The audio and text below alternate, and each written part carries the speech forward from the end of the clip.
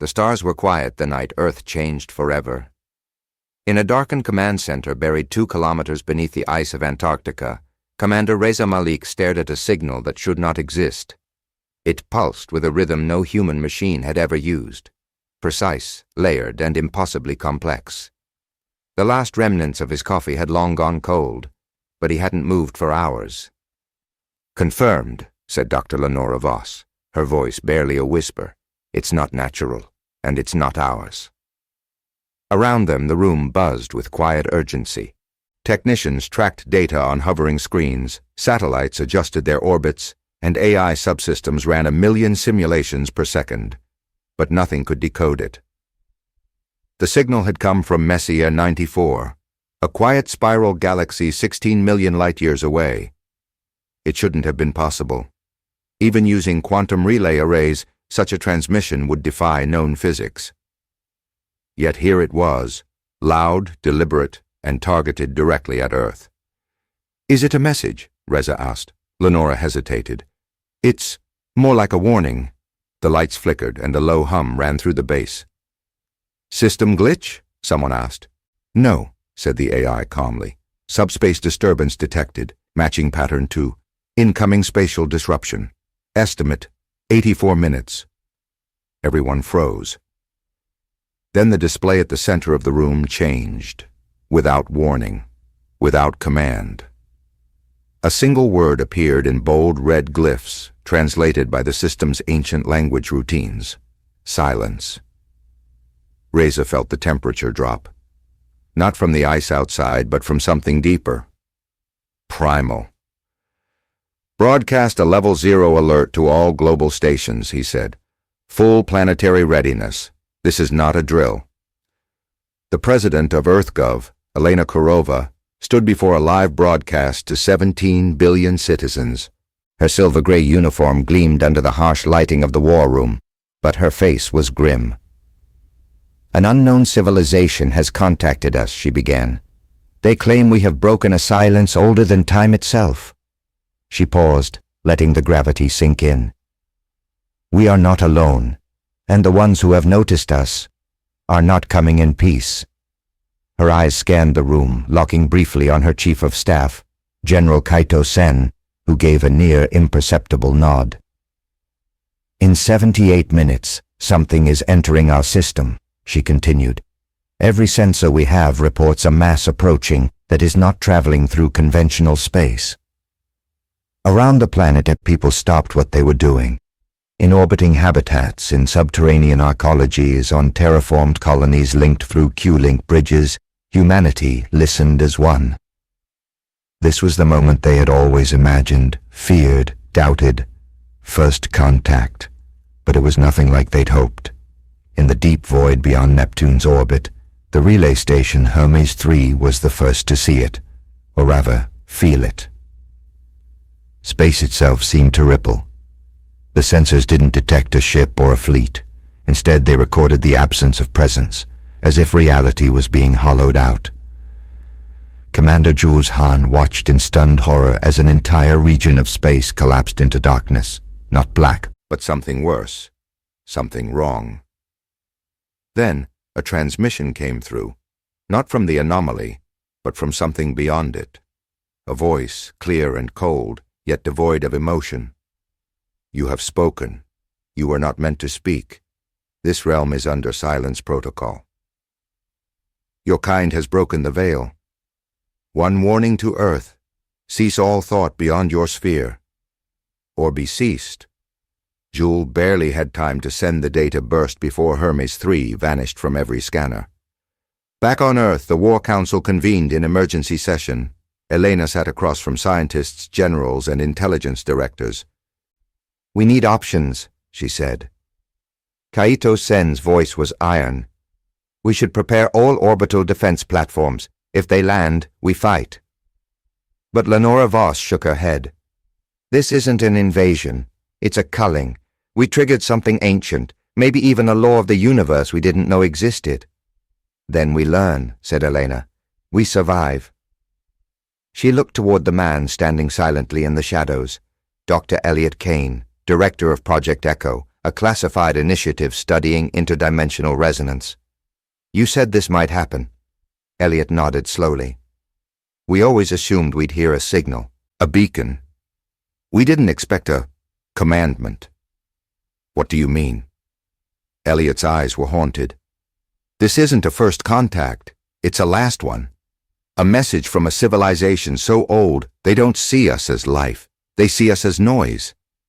And what does silence protocol mean? Elena asked. Elliot's voice was quiet. It means they've silenced others before. In the final moments before the anomaly reached Saturn, Earth's defense systems locked in. Gigascale rail cannons, particle beams, and the AI-controlled stellar shield came online. The countdown had begun. 70 minutes to impact. One warning had been given. And as the darkness moved ever closer, the galaxy began to go quiet. The void wasn't just empty. It was deliberate. As the anomaly passed through Saturn's orbit, its effect became clear. The rings vanished first. Not shattered, not pushed, but unmade, their atoms restructured into silent, static dust. The gas giant's magnetic field collapsed in seconds, silencing decades of storm data from its turbulent core. The stellar shield at Titan, humanity's proudest deep space defense system, blinked out without a flash, without resistance. All across the system, sensors failed to describe what was happening in conventional terms. It's not matter, said Dr. Kane, standing in the EarthGov observatory. It's intention. Something is rewriting reality by force of will. President Kurova turned to him. You're saying this is a conscious weapon? No, he said, eyes reflecting the ripple of the anomaly on the holoscreen. I'm saying the weapon is the consciousness. On Mars, in the red-sanded bastion of Praxis Base, ancient records were being decrypted by the fastest AI ever built. Ymir. Its processors lit up as it translated alien glyphs carved beneath the Valles Marineris, hidden in stone that predated human evolution. The AI pulsed a message across Earth's quantum channels. Echoes detected. Language match, galactic syntax 0. Entity name, the Architects of Silence. Origin point, unknown. Age, estimated pre-Big Bang event. General Sen stared at the data. Pre-Big Bang, he said. That's not possible. Dr. Lenora Voss replied with a whisper. Maybe we were never meant to find them.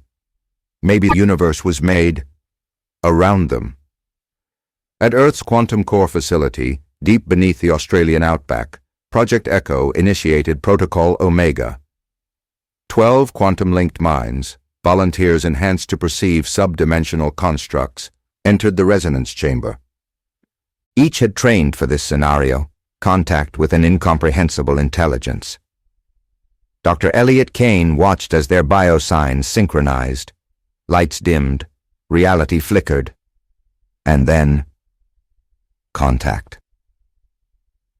The chamber went cold, not by temperature but by something deeper, like the memory of cold felt in the soul. All 12 subjects spoke in unison. You are noise. Thought not asked for, you speak beyond your mind. This universe was given silence, you are the fracture. Why? Elliot asked aloud. Why silence, why now? The voices replied, because thought leads to hunger, hunger leads to expansion, and expansion consumes the weave. We are the weave's architects. We do not allow fire to learn how to grow. One subject's body collapsed, heart stopped, mind burned out. The connection ended. In orbit above Earth, the battle fleet waited, each ship armed, crewed, and trained to die for the planet below. Captain Mira Solis of the ESS Resolution looked at the anomaly's approach vector. 60 minutes remained before it reached the moon. She opened a channel to EarthGov. I recommend immediate evacuation of lunar facilities. If this thing touches the surface, we lose the tides. We lose life. Approved, came Kurova's voice. But Earth is to be our last stand. Do not withdraw your ships. Mira nodded grimly. Then she turned to her weapons officer. Fire the prism array. Let's see if architects can bleed. The beam struck the anomaly head-on. White-hot columns of anti-phased light, powerful enough to vaporize moons. They never reached the target. Space twisted, not like a shield but a shrug. The beams bent, turned, and vanished. Then the signal returned. This time it was louder. You mistake intention for arrogance. You believe resistance is meaning. There is no victory against structure. This is not punishment. This is the return of order. But somewhere deep in the Kuiper Belt, a signal responded. Faint, ancient, alien. In a language no living species should have remembered, it countered the architect's transmission. The flame yet burns. Earth's sensors picked it up. Immediately, anomaly behavior shifted. It slowed, barely, but enough for Ymir to calculate. They were challenged, said Lenora. Something, defied them. Kurova leaned forward. From where? The AI replied. Origin uncertain. Signal triangulates to sector M94.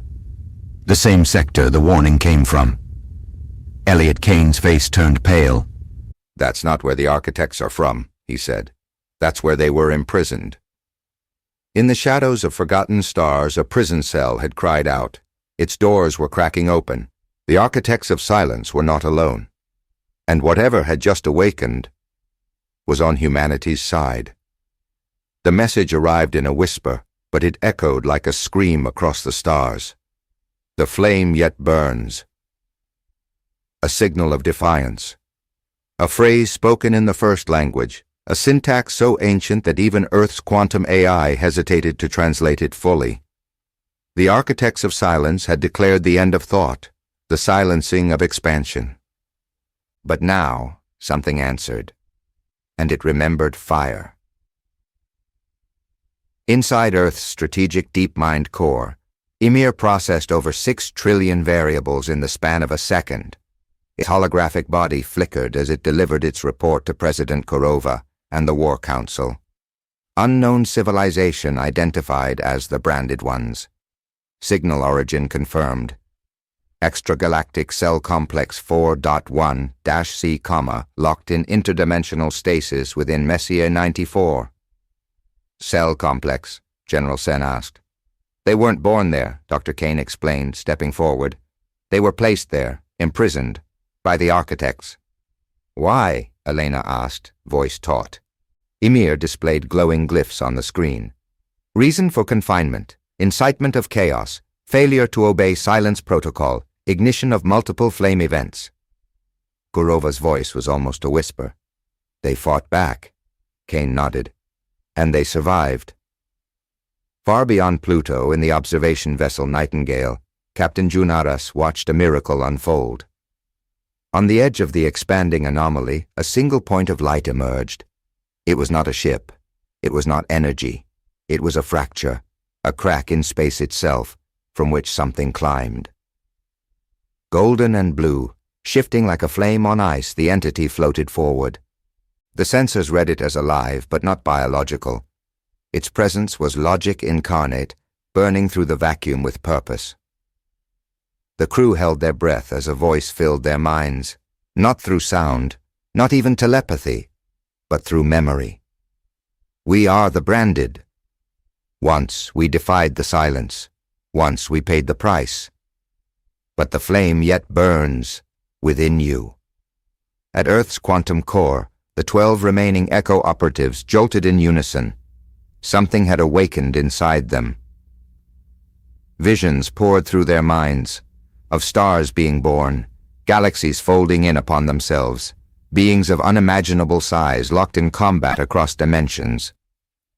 One phrase repeated across their lips. Flame is not fire. Flame is will.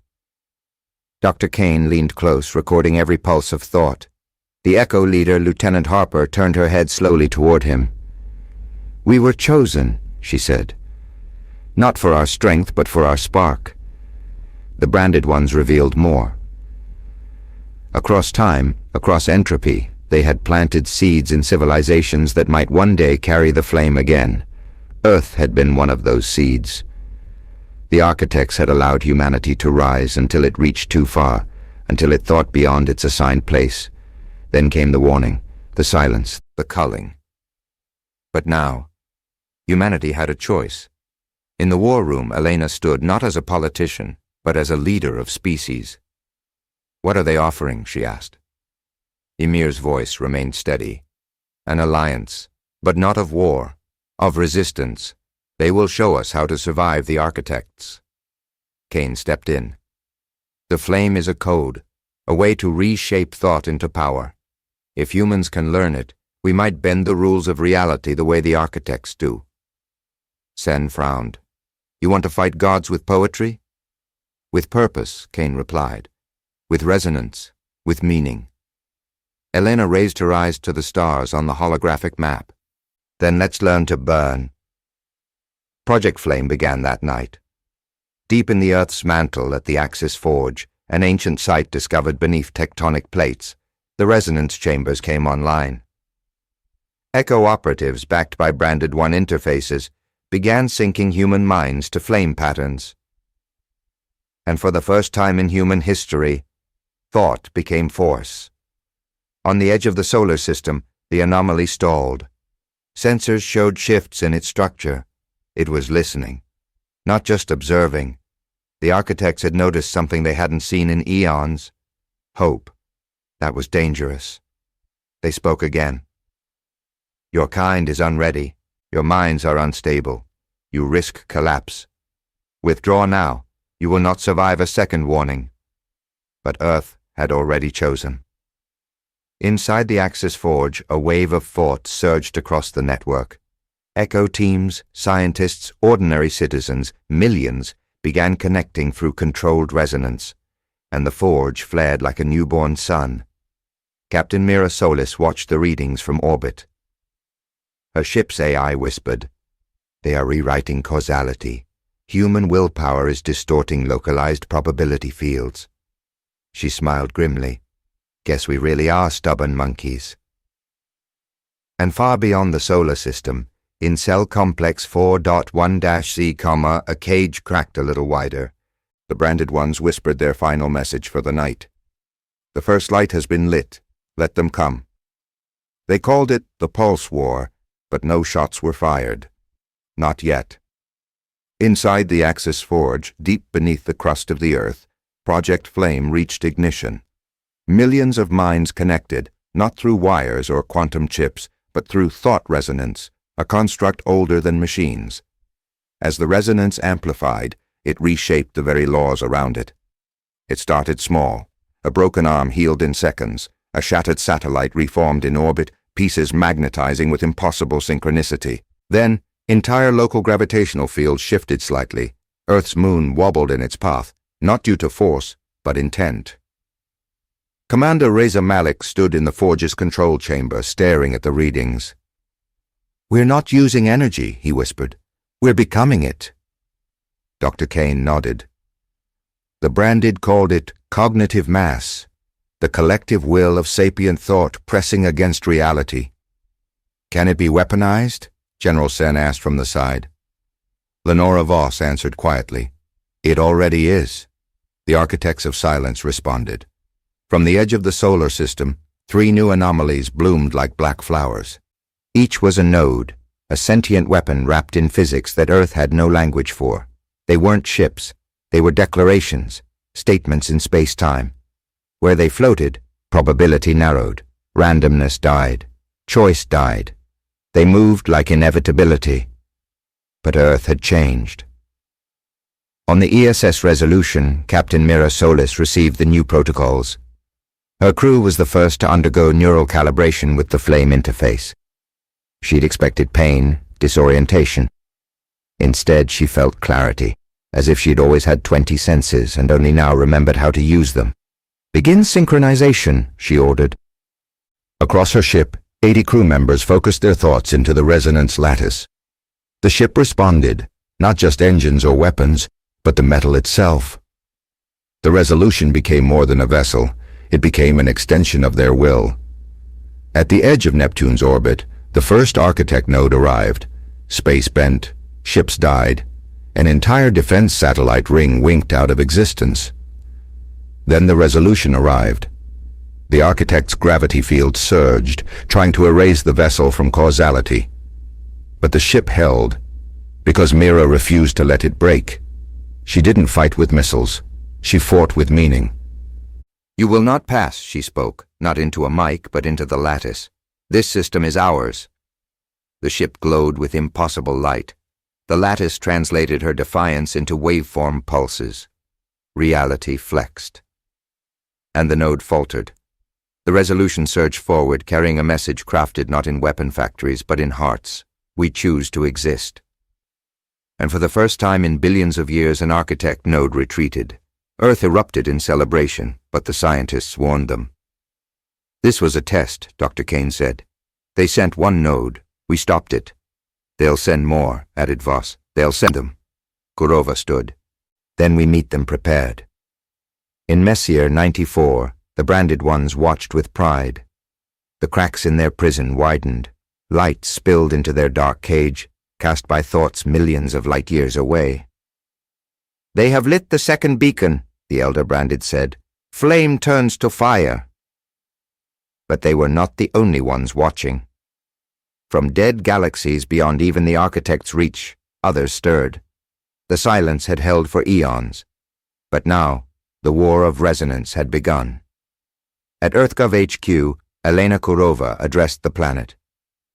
"Humanity stands on the edge of extinction, not because we are weak, but because we dared to ask questions, because we dared to think past the veil." She paused, staring into the feed that reached 17 billion minds. "And so we will not hide. We will not silence ourselves to satisfy the gods of decay. We will burn with meaning, and we will not go quiet." The message echoed across every colony, every ship, every forge and field. And somewhere in the dark, the architects listened. They had silenced many, but never one that burned this brightly. The Earth was changing. Not in tectonic plates or weather patterns, but in thought. As Project Flame expanded, humanity began to synchronize in ways no species ever had. Children dreamed in equations. Artists painted symbols they had never learned. Farmers felt when their crops were thirsty before checking sensors. It was as if a veil had lifted, not one of vision, but of awareness. At the heart of this awakening stood a machine, not built, not designed, remembered. Deep beneath what was once the Mariana Trench, a team of echo specialists uncovered it. A sphere the size of a moon, buried in folded space. Not made of metal or matter, but layered consciousness hardened into structure. They called it the Mind Engine. Dr. Kane, along with Echo leader Lieutenant Harper, entered the chamber where it pulsed in dim colors not found on the electromagnetic spectrum. Kane's voice trembled. "It's alive, not sentient, but responsive, waiting." Harper laid her hand on the outer layer. Instantly, the forge lattice flared to life. She didn't scream. She sang. The chamber flooded with resonance. A word formed in every human mind tuned to the lattice. Key. On the other side of the system, the architects responded. 3 new anomalies converged at Uranus. This time they didn't simply erase, they rewrote. Local time slowed. Entire moons orbited backward. Causality broke like glass. But Earth was ready. From the Axis Forge, a beacon launched. Not a ship, but a mind projection. Human consciousness stabilized into form, directed by will. They called it the Prometheus Frame, a construct forged from flame synchronization, piloted by 6 resonant minds in unison. As it entered the zone of broken reality, the Prometheus Frame pulsed blue gold. Where time slowed, it accelerated. Where logic collapsed, it enforced choice. And where silence ruled, it sang. A chorus of human will echoed through the system, disrupting the anomaly's structure. The nodes began to unravel. One of the flame pilots, a young woman named Ayla Knox, closed her eyes and whispered into the field. "You erase. We remember." With that, the first node shattered. Back at EarthGov, President Kurova met with the branded ones via the dimensional conduit. The spectral figure that formed in the chamber was neither solid nor energy. It was thought. "You unlocked the mind engine," the branded said. "That was the turning point." Kurova folded her arms. "Why was it buried on Earth?" Because Earth was not random. It was chosen. A sanctuary of potential. A test. Kane stepped forward. A test? For what? The Branded's answer was slow, deliberate. For the Great Reckoning. The end of silence. General Sen entered the room with urgent news. 27 colonies report anomalies. The architects are now bypassing space. They're embedding themselves in thought space, piggybacking on fear, trauma, doubt. They're using our own minds, Kane whispered. Kurova turned to the mind engine's projection. Can it help? The Branded nodded. But not alone. You must finish building the Trinity. 3 ancient structures had been hidden across space, fragments of the same design, the Axis Forge, Earth, the Mind Engine, Undersea, and the final one only hinted at in Branded records. The Heart Spire, the Branded said, the source of all resonance. Where is it? Kurova asked. Silence. Then a single pulse from the Mind Engine. Coordinates appeared, deep within the galactic core, a place even the architects dared not go. The mission was set. Admiral Solis would lead the expedition to the Heart Spire aboard the flame-augmented dreadnought Eidolon. With her went a team of Echo operatives, flame pilots, and the first human hybrid born in the lattice, a child named Issa, whose thoughts resonated at triple amplitude. Born of will, whispered Kane, she might be the future of our species. As the Eidolon jumped into deep space, Earth watched. The last piece of the Trinity awaited, and with it, the power to end the architects forever. Or to fall and join the silence of those who came before.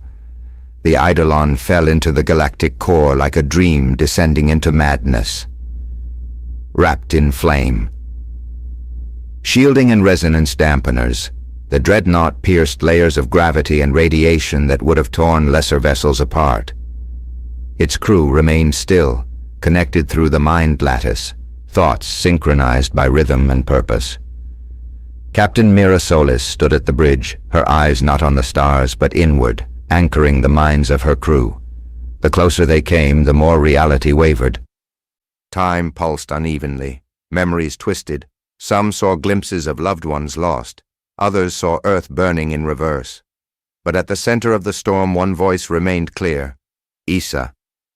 The child born of lattice convergence sat quietly, hands folded in her lap. Her presence radiated calm. Her thoughts resonated with certainty. This is where we were meant to come, she whispered, before the architects, before the silence. The Heart Spire awaited them. It was not a station. It was not a structure. It was a thought made manifest, a tower of energy stretching across dimensions, visible only to those who carried flame. It pulsed with the first language, its spire reaching into probability itself. It's not a place, said flame pilot Omar Vine. It's an idea, a promise. As they approached, the Eidolon's systems began to translate the tower's layers, each etched with ancient equations and declarations in resonance code. The topmost glyphs formed a phrase. One voice can awaken the stars. But Earth was under siege. As the Eidolon neared the Heart Spire, the architects unleashed their fury. 20 anomalies bloomed across the solar system, forming a net of silence. Entire moons vanished. Jupiter's storms froze in time. Even light itself began to slow. At the Axis Forge, Reza Malik oversaw the defense grid, assisted by a global network of lattice-linked minds. We're not fighting weapons, he said. We're fighting inevitability. Lenora Voss turned from her console. Then we become the impossible. And humanity did. Children, elders, soldiers, poets, millions across Earth entered flame trance. Together they formed a mental firewall broadcasting one unified message across space. We choose to be. And the anomalies paused. At the Heart Spire, Issa stepped from the Eidolon into nothing and floated upward. Not with her body, but with her mind. Her presence ignited the glyphs of the tower. One by one, the layers responded. Dr. Kane, watching from the ship, gasped. She's unlocking it, not through code, but identity. She's echoing the original builders. The Branded One spoke from the conduit. The heart spire recognizes her. She is what the silence feared. Suddenly, the tower flared. The crew was thrown into resonance trance, forced into a collective vision. They stood on an ancient world under a blue-black sky where stars whispered. A race not human, not alien, but potential, the Weavers, stood around the heart spire's twin. They weren't fighting. They were choosing to give the galaxy a voice, to allow free will to ripple across dimensions. But then came the architects, and the silence began. Back aboard the Eidolon, Issa reached the top of the heart spire. Her thoughts spread across the lattice, reaching Earth, reaching the Axis Forge, the Mind Engine, and even the Branded's prison. We will not be still. We are not errors in structure. We are the flame, and we remember how to burn. With those words, the tower released its core, an ancient seed of pure resonance. Back on Earth, the Mind Engine activated fully. The Axis Forge began to glow. The Trinity was complete, and the architects felt it. A presence greater than defiance, a frequency they could not erase. The universe itself began to shift. They spoke one final warning. Cease or collapse. But Earth did not answer with words, only with light. The universe held its breath. From the galactic core, a tremor of resonance spread across the spiral arms. It wasn't energy, it wasn't radiation, it was possibility, reshaping causality one thought at a time. The heart spire had awakened, the Trinity was complete, and the architects knew they had waited too long. On Earth, within the deepest chamber of the Axis Forge, Commander Reza Malik stood before a projection of the lattice map. It now pulsed like a living web, connecting every flame-tuned mind in the system. But something was changing. "We're crossing the collapse line," whispered Dr. Voss. General Sen stepped forward. "What does that mean?" Kane, patched in from orbit, answered gravely, "We've reached the threshold where resonance overtakes inertia. From this point on, reality bends toward intent. The laws we know, physics, time, entropy, they yield to purpose." "Whose purpose?" Sen asked. Everyone turned to Issa's image on the holoscreen. Hers. The Eidolon, still orbiting the heart spire, had become more than a ship. Its hull shimmered, rewriting itself with every pulse. Its crew moved in sync, thoughts layered like symphonies. They no longer needed words. Issa sat in the central chamber, her gaze far beyond the stars. "I can see the roots," she whispered. "The weave is alive. It remembers. It wants to change." Pilot Omar Vine adjusted his focus. "What's stopping it?" Her voice came as a soft echo.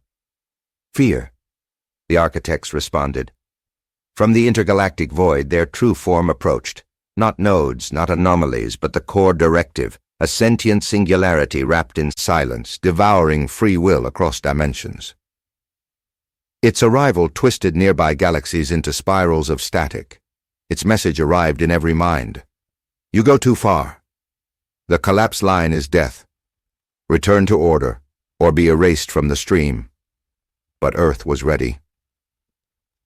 The Mind Engine pulsed in unison with the heart spire, forming a bridge of resonance between all three Trinity points. Humanity's collective lattice surged to maximum. Thought became shape, emotion became architecture. Every fear, hope, memory coded into the weave. They weren't just resisting anymore, they were rewriting. Back at the forge, Reza watched the pulse rate double. "They're using our fear to anchor the silence." Voss nodded. "But fear is just memory without light." "Then let's light it up," he replied. All over Earth, resonant sanctuaries flared. People connected not to command but to share. Their stories, their regrets, their love, their losses. Billions of minds sinking in vulnerability and strength. And for the first time, the architects recoiled. In the heart spire, Issa stood and raised her hand. The weave bent. A new structure formed within the core of reality, visible only in resonance space. It was a choice, a branch, a divergence point.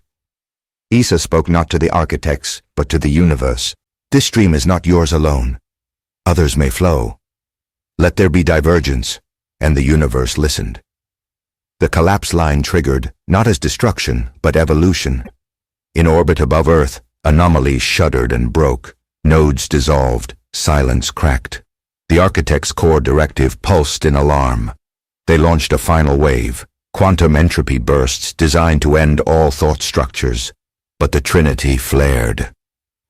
From the mind engine, Axis Forge, and Heartspire, a new form of lattice emerged, self-aware, adaptive, alive. It caught the entropy and turned it into harmony.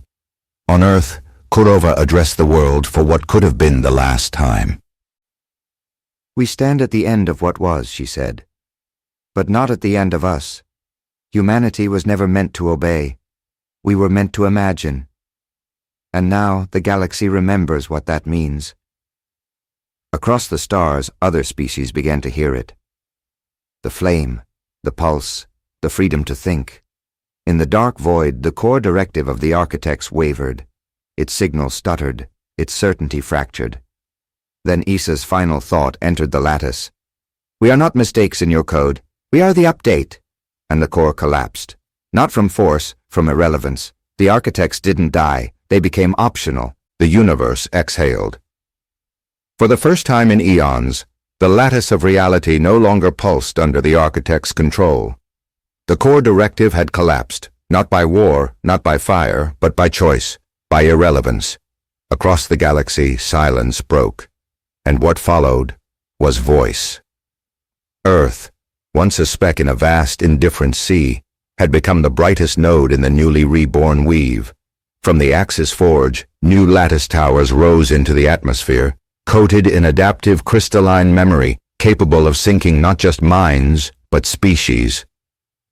The galaxy came calling. Ships of every shape, every world, descended toward Earth orbit, no longer as conquerors but as students. Diplomats, scientists, even refugees, all drawn to the light that had defied silence. They called themselves the Children of Flame. In the rebuilt UN Quantum Assembly, now orbiting Earth's moon, President Elena Kurova addressed the representatives of 83 species. "Today, we begin again, not with rulers, not with orders, but with resonance, a council of voices, each unique, each necessary." She turned to the center where Issa stood, not a child anymore, but the first flame-bearer. Her mind could harmonize with entire worlds. Her thoughts were now anchor points in the weave. Issa spoke softly. "We are not alone. We never were. The architects were not gods. They were just afraid." A murmur rippled through the hall. "But we choose courage." On Mars, once red and quiet, now golden towers lit the night. The mind engine had transformed into a beacon, calling across dimensions. From beyond the known stars, survivors emerged, civilizations once silenced, returning with cautious hope. The branded ones, freed from their prison by the collapse of the core directive, sent their first emissary, a being made entirely of sound and memory. "We remember when the galaxy sang," it said. "Thanks to you, the song begins anew." Back on Earth, Dr. Kane and Lieutenant Harper led the construction of the Resonance Archive, a living library of thought, experience, and choice. Not just data, but perspective. Memories of war and love, of failure and triumph, encoded not in words, but in waveform. "It's not just about what we fought," Harper said. "It's about what we refused to become." But peace was not simple. Some species, bred under millennia of silence, couldn't adapt to freedom. Others feared humans would now become the new rulers. General Sen oversaw the Flame Accord Defense Pact, a volunteer fleet composed of ships from across 40 worlds, designed not to conquer, but to defend diversity. "No mind shall ever be forced into quiet again," the charter read. "Every voice is sacred." In orbit above Titan, a ceremony took place.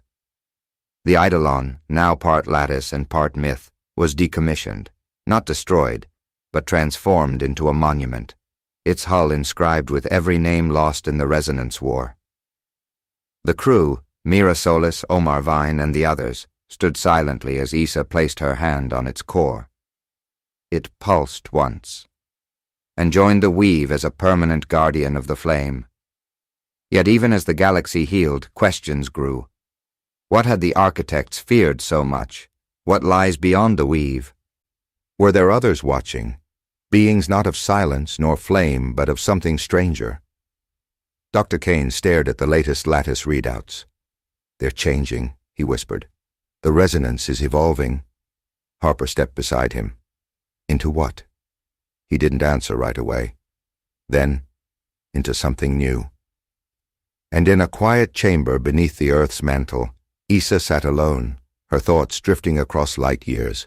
She saw species smiling for the first time. She felt planets breathe easier. But she also felt something stirring, not fear, not evil, but curiosity, and she smiled. "Let them come," she whispered. "This time, we're ready to greet them."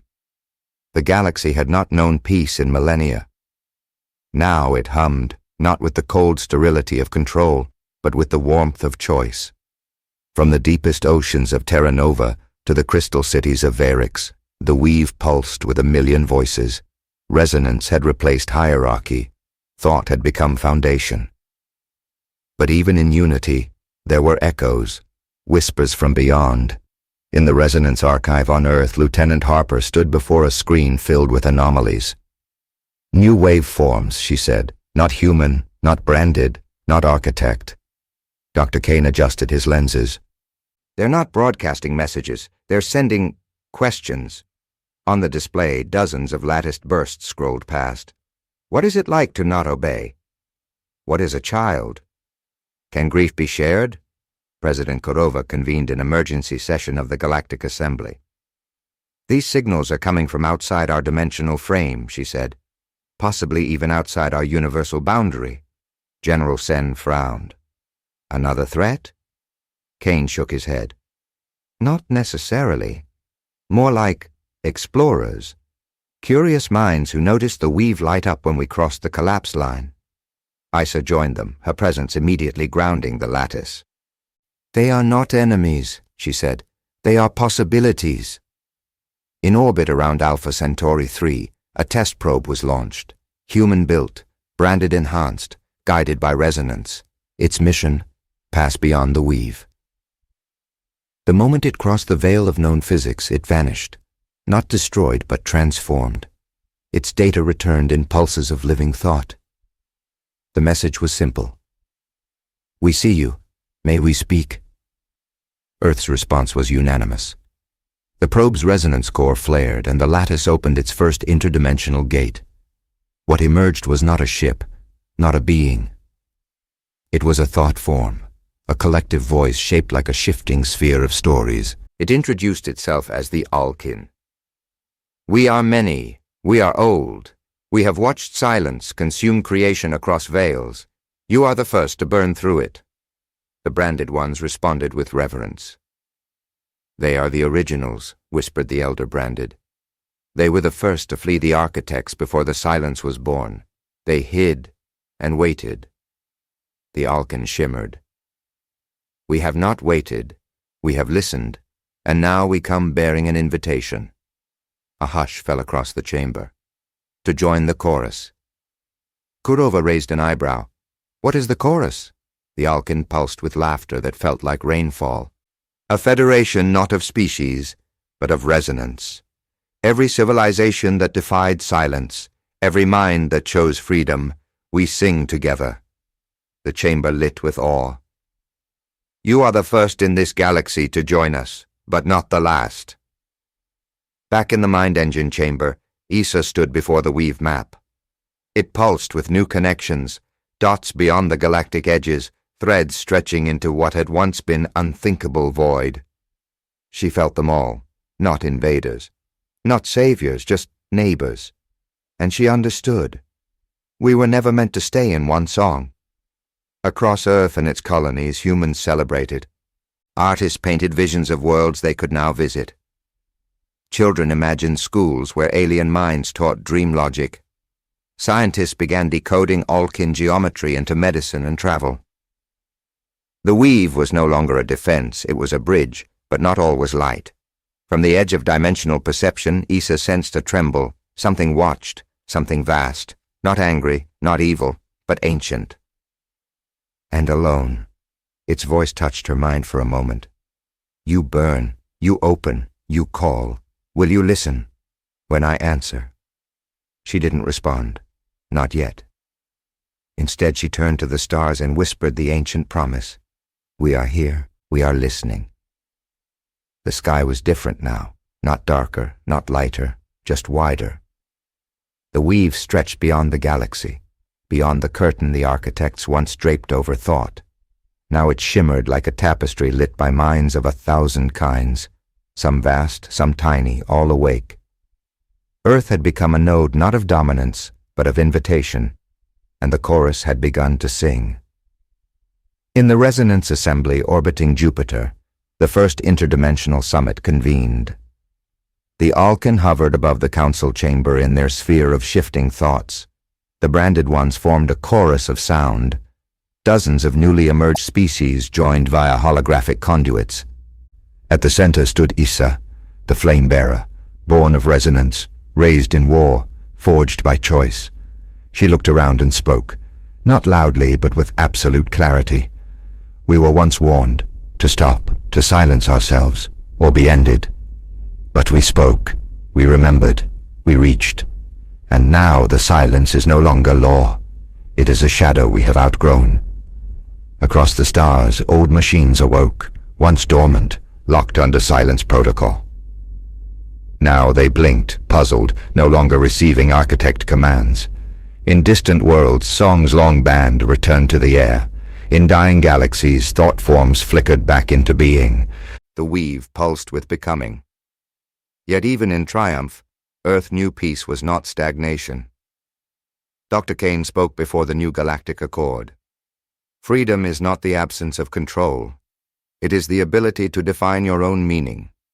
Lieutenant Harper added, We will not govern the galaxy. We will converse with it. And General Sen? He stood, old but unbent, and declared, We train not for war, but for what may come when thought becomes godlike and we are still human. On the farthest edge of known resonance, the Alkan gathered Issa. You are ready, they said.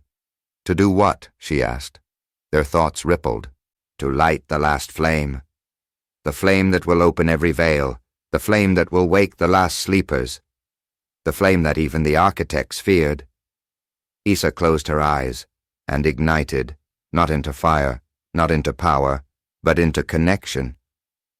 One mind reaching out, not to conquer, but to understand. A final pulse echoed across the weave. It touched every node, every soul, every silent corner of creation, and from a fold in dimensions no being had ever crossed, a presence stirred. Old, vast, lonely. It whispered, not in fear, but in awe. You found me, Issa replied, her voice full of laughter and light. We found each other. Back on Earth, a child looked up at the stars, her parents standing beside her. What's that line of lights moving? She asked. Her mother smiled. A new road, she said. To where? Wherever we haven't dreamed yet. And so the galaxy burned, not in war, but in wonder. The architects were gone, the chorus was rising, and the last silence had become the first song.